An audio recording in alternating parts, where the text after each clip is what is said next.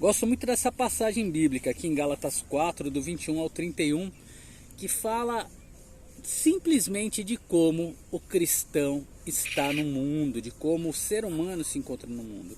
Fala aqui de Agar e Sara.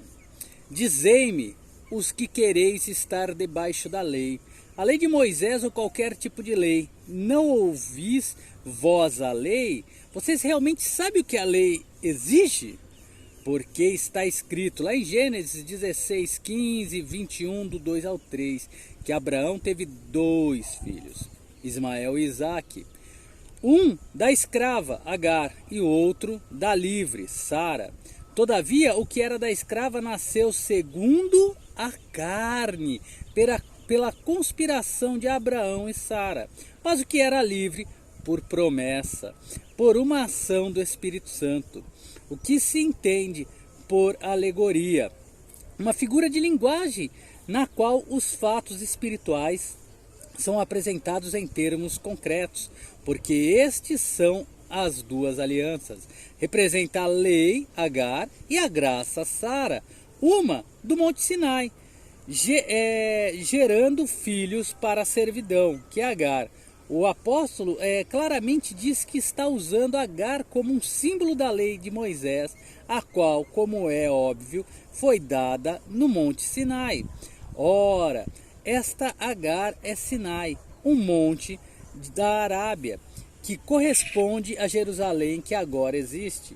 Refere-se a essa cidade na época de Paulo.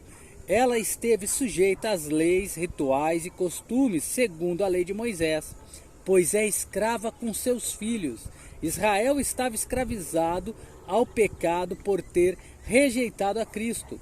Mas a Jerusalém, que é de cima, é livre, apresenta a origem da salvação, que é o céu, e revela o seu resultado, que é a liberdade, a qual é mãe de todos nós. Refere-se a todos os que são os verdadeiros cristãos, sejam judeus ou gentios, porque está escrito lá em Isaías 54:1, alegra-te, estéril, que não dás à luz, esforça-te e clama, tu que não estás de parto. Refere-se à igreja, enxertada por causa da graça, em lugar de Israel, que exigia a lei e que Deus não aceitaria. Porque os filhos da solitária são mais do que os que têm marido. Isso fala de Sara, que era estéril, que, no sentido do mundo e da cultura daquela época, era o mesmo que não ter marido, embora ela estivesse casada com Abraão. Também se refere à igreja, que de fato não tinha marido, como tinha Israel, ou seja, Deus. A igreja tem muitos filhos, mas que Israel jamais teve. Mas nós, irmãos, aqui fala dos crentes, somos filhos da promessa como Isaque. A promessa é uma figura do Messias, que veio da linhagem de Isaque para conceder a libertação ao povo preso pelo pecado.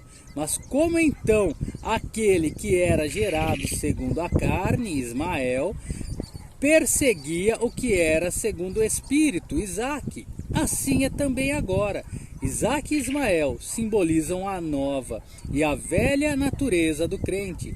Agar e Sara tipificam as suas alianças, a das obras e a da graça, a da escravidão e da liberdade, como Paulo está explicando aqui. Mas que diz as Escrituras, lá em Gênesis 21:10, lança fora a escrava e seu filho. O nascimento da nova natureza exige a expulsão da velha. É impossível melhorar a velha natureza.